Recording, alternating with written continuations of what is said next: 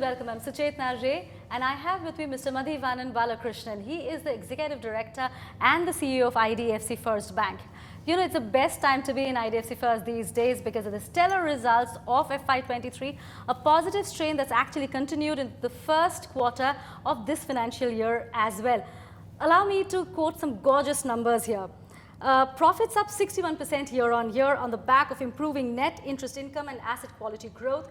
Net NPAs were down from 1.3 to 0.70% year on year. And it's now very apparent that the bank is all set for the next level of growth. Hi, I'm Nidhi, and we'll head straight into the interview. And taking the conversation on the results forward, customer deposits have also been up 44%, and a large part of it is retail deposits. Now we hear a lot of chatter about this new age customers, especially post-pandemic, and IDFC First Bank seems to get it and understand them well. So how do you see customers as part of your journey? You know, for us, customer is the beginning and the end. If you were to look at our catch line, it says always you first. And when we talk about that, we mean the customer. We keep all our products, all our services, keeping the customer in mind. And the deposits, as we are all talking about the fantastic growth that we are seeing, in my mind is a result of two primary factors.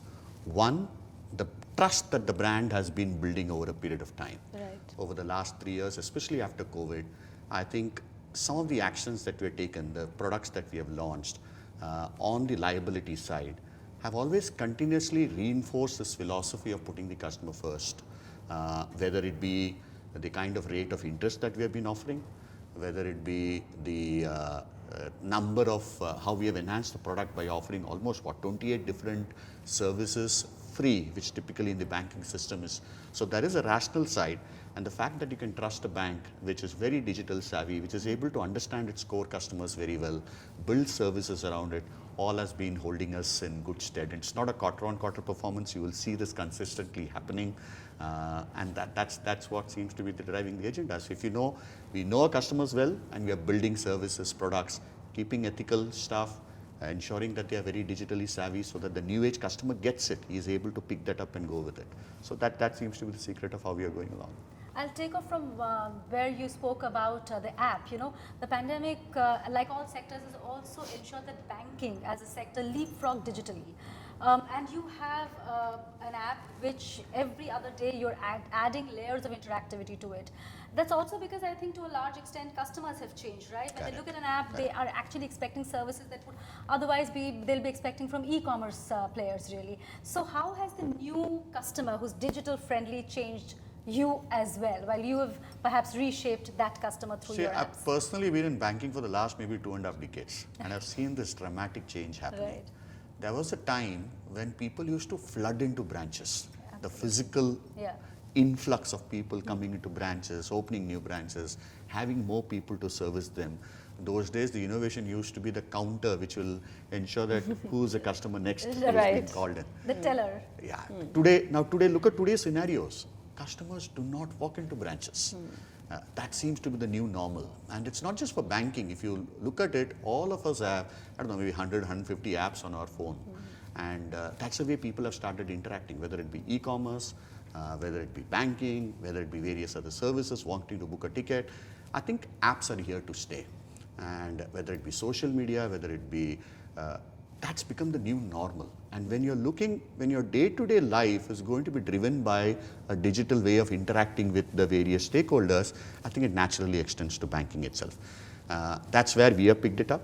While we are a very young bank, so to that extent, we do not have something called as a legacy in terms of huge branches, infrastructure, etc. So we have been singularly focused, driven by a managing director, in terms of how do we create that unique moment of experience for every transaction that you do, for every advice that you're getting. Can the mobile app be the most influential, easy to access and an effective tool that enables you to access any of the banking services? It's not just making payments. It is if you want to reach out to the customer service center, is there a mechanism that you can do it yourself because you're making it easy? So there are these 2-3 magic words that we always follow. One is called the UI and the UX. So what is the interface? How does it play it out? Am I able to visualize it? And the experience that is undergoing. There is a lot of, see, banking is a bunch of processes. So how do you interact a front-end app along with processes which are seamlessly been driven? Mr. Vaidyanathan himself is constantly stressing each of the journeys, and that's a new catch-age world. Journey is how does a customer click and how does a process play out in the beginning, and that's what digitization is leading to. Typically, we will all assume that apps, digital journeys are a prerogative of the fintechs and the new age companies. But I think as a bank, we are extremely savvy and we are picking it up and trying to keep a pace. And that's why you'll see new versions coming in, new experiences being enabled. And our intent is to virtually create a world around finance so that our customers can be served very easily. But we are always there. Our branches, our physical access device is always available for anybody to reassure them, and that's how we build trust. So I think we are riding this wave of digitization in a very big way. Right. So the touch and feel is something that you're not replacing with just the digital. I don't think so at all. It's going to be a very unique hybrid world because there are always certain things where you believe that of touch with a human being who understands it very well is important. Yes, we are giving modern versions of being in touch. There is a concept of a video KYC. If you notice it, there is actually a human being interacting with you. It's just that it's a convenience combined with the assurance of a human being. Or for that matter, we call it the virtual relationship managers, another concept. So you don't need to have so many branches for somebody to interact with you. So can I call you? Can you call me by name? And can we sort of interact and solve your problems?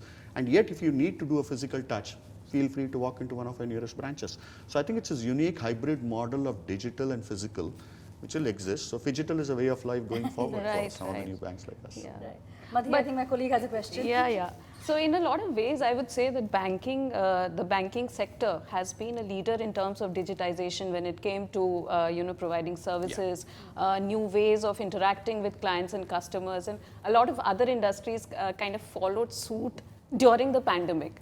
But also what happened was during the pandemic, because the way you said that apps have proliferated and everything, so even investments like stocks and mutual funds, they all went digital, people flocked to them. But suddenly we are seeing people coming back to FDs with the interest rates rising. So where do you think the interest rates are headed now? Because last two policies, the RBI governor hasn't changed the rates. See, whatever, I think the last macroeconomic indicators that we have been looking at, things seems to be cooling down a bit, while we all are aware about how the tomato prices are shooting upwards. So the food inflation was actually on the sort of heating up a bit. But I think over the last few days, a decent rain, I wouldn't say a fantastic August, has been a bit of a weak month, but I think prices are cooling down. I think food inflation will be in control, and at least our house view is that this will continue for some more time. So we are not expecting some sort of an upward spike once again in the rate. That's what our estimate seems to be. So knowing that, I think FD rates will be here for some time, and that's where the CASA ratios are sort of tending us southwards. It's not on an absolute level, mind you. The volumes of deposits is going up, but it's just that it's changing its flavor because FD seems to be the flavor of the season with the rates coming up. People are happier to sort of block it, and if you look at our rates, you're talking about 1 year and 1 day, starting off with a very attractive 7.5 and going on till around 555 days. So these kind of stuff will continue. So my feeling is people who are investing in will take that as a call. So and good then time play to it lock in into FDs right now. Certainly, yes. At this point of time on the debt side, it's a good story. And touch wood, even the equity markets are doing well. So it's not that they're going out of season. It's been nice calibrated growth at this point of time. And even though the overall global macroeconomic scenario can be considered to be mixed of how the developed markets are doing, India seems to be in a good space. And both, I would say, both in terms of sentiments as well as in terms of performance, Indian market is in a much better position to be in. Of course. Yeah. So. I had a more broader question to ask you, which is, there are times when we see that deposits are not moving in sync with the repo rates, especially in a rising rate scenario. It's not always in proportion, to the lending rates. So when, as far as the bank is concerned, what are the considerations that come into play when you are setting, when you are part of the rate setting exercise? So we do our asset liability meetings at a very high frequency so that we are in touch with what is happening. It also depends from bank to bank perspective. So what's a portfolio that you're having? What is the fixed to the variable rate kind of lendings that we have? So being a retail bank, in our case, we are very well balanced if you have to look at the tenor risk and the stuff. So in my mind, I think with every reset, if it is a fixed loan, then it actually doesn't matter, because then you have taken a commitment and it works on a basis. But on a variable basis, we are able to sort of pass through it with, I would say, a reasonable amount of efficiency. I'll not be able to put an exact time and date to it. But depending upon the portfolio, we are able to either pass it on, or wherever we've taken a fixed position, we then stay put with it. So it works both ways, depending upon which way the trend is. So the repo linking to loans has worked in very that much, sense. very much, 100%. I would say the transmission, like I said, there are certain banks which will be able to transmit it very quickly, given the way their portfolios are structured, and a few of them, like for example, if I were to predominantly mortgage on a variable basis, the transference could be pretty high. But if I'm doing a big chunk of consumer loans, which are primarily at a fixed rate basis, then we need to manage the mapping accordingly. So I think it would depend exactly on the place. But I think as an industry, I think we have been keeping pace with the way the transmission is, compared to the earlier days when that always used to be a bit of an issue. In fact, we've come a long way in terms of transmission if you look at the data, because earlier, around 5 years ago, it was quite poor, but I think repo linking has made a lot of difference. Big difference. But of course, depositors are happy with the high rates and everything. But the good thing about banks is it's also still seen as most trustworthy among other financial institutions, especially by senior citizens. And when I talk about senior citizens, that is one area where we really a lot of conversation needs to happen, and it needs to be mainstreamed, especially because the elderly population is expected to rise in India. In fact, one of the estimates says that it will be upwards of 400 million by 2061. So what are your thoughts about how one should go about retirement planning? As in, how important is this topic to be mainstreamed and, to be talked about? You're giving a very new meaning to the word long term. I will not go till 261. But I take your point. I think while India has been very, very lucky to have a very strong demographic dividend, wherein we have one of the largest young working population resides here. I think the number of people who are touching the age of 40 and therefore would typically be in a sort of a retirement phase, say another 2 decades down the line, is going to be a pretty big hump. So I completely agree with you that in the, why about long run? Even in the medium term, there is this youth segment which is coming in. That is one. Number two, I genuinely believe people's post-COVID, people's perception of life and how to sort of live it has also undergone a big change. I think this bit of a shock that all of us got post-COVID is here to stay. So people are able to, they're becoming much more careful. They want to live life better, and they genuinely want to balance, their priorities much. In both these cases, both in terms of behavior as well as the reality of the demographic situation, I think retirement and retirement planning is becoming a very important element. While in the very old days, my parents and maybe their parents, where we used to save and then spend, and this entire world changed over when India became a dramatic consumerist society where you would borrow and then spend. I think now is a mechanism where we need to have both in nice measure, especially for the people who are 40 plus. It's very important that they appreciate that the earlier they start, the ability to let compounding work for you and really make it sense is a big deal. And it's not one line which will cut across. So it has to be a different kind of from a banking perspective at least, or for that matter from a financial services perspective, it's different strokes for different people depending upon which life stage are you in. And it's very important that we call retirement, call it out and make a conscious effort to plan for it. I think that's very, very critical as we go along. Yes, exactly like you mentioned, we have to start planning for retirement early on. Do you think financial literacy plays a role in it? Because big time. I mean, see, while we all talk about it, I don't think there are two things again. Right. I believe the underlying population itself has changed compared to the typical, the older elderly segments in the earlier period of time, where typically people who came down the traditional way. But today, my kid, for example, would have downloaded some app or the other because he wants to understand how to play around in trading or do that small investments through an SIP, understands mutual funds. So I think the underlying nature of the people who will be coming to the age of 40 is much enhanced in terms of their financial literacy. But even when it comes to planning for the future, it's still a very complex topic, Exactly. with the kind of multiple options that are available. How much should you put where?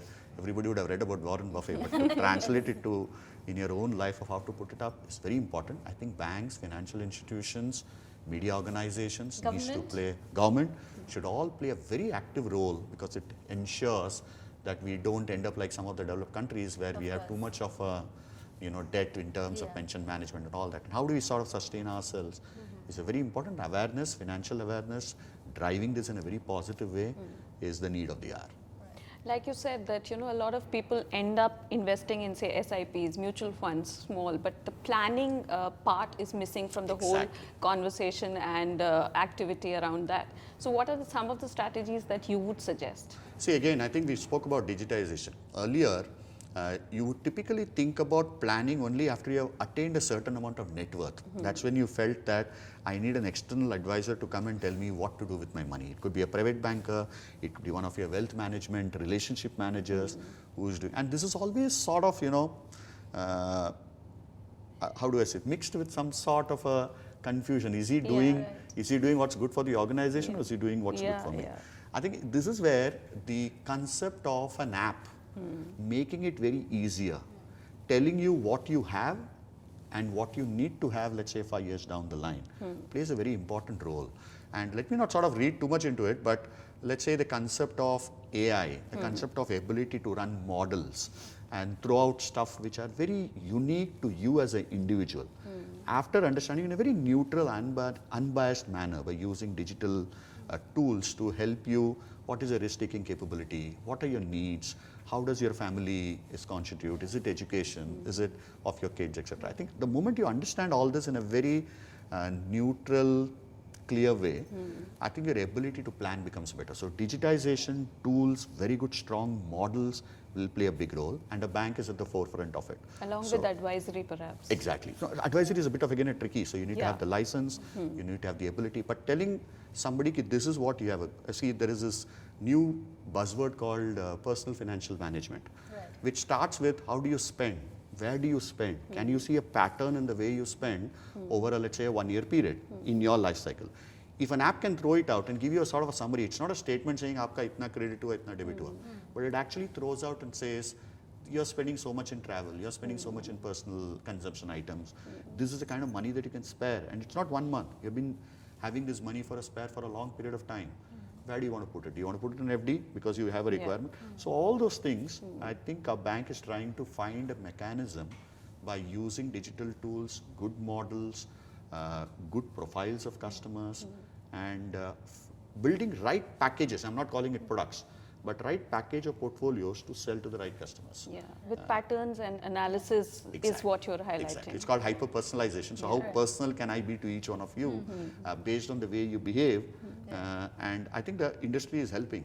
If you have heard of this entire concept of account aggregator, it's coming here not just to limit yourselves to your bank's behavior, but how you behave in the rest of the world. So I think once some of these things mature, there's going to be a fantastic age of great planning and therefore fantastic outcomes. With technology, of course, adding in that level. Tech and data. Absolutely, tech and data. There's another aspect of digitization, which is, so I'll shift gears to that, which is fraud. Now, banks over a period of time they've managed to put in very robust systems where you have layers and layers of authentication, but whenever there's a fraud report that comes out, if you look at the demographics, it's the older gentry who find themselves most susceptible and most vulnerable. Why do you think this happens? And again, what is the role of awareness in it? You touched upon the term financial awareness earlier. Right. So I think along with financial awareness, these new age terms, we spoke about the physical banking, wherein somebody was there to advise you in a trusted premise called a branch. And that's what senior citizens and elderly people preferred, because they could speak to someone. There was nothing of a concept of an OTP or a password during these days.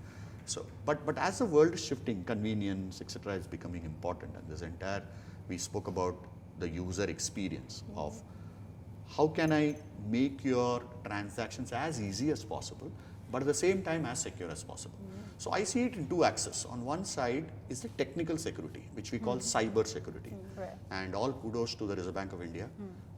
Being an extremely mature regulator, they have the ability to understand that it's one of the big risks in today's world, because there are Absolutely. people who are out there using tech to actually attack, exploit by picking up your data and whatnot. So cybersecurity is very important. What are banks doing to sort of reinforce the mechanisms without actually being very, very painful to the journey? I think that's very important element. The second we saw, the DPDP Act, it has become a act finally in both the houses. It's one of the very early stages which actually protects us.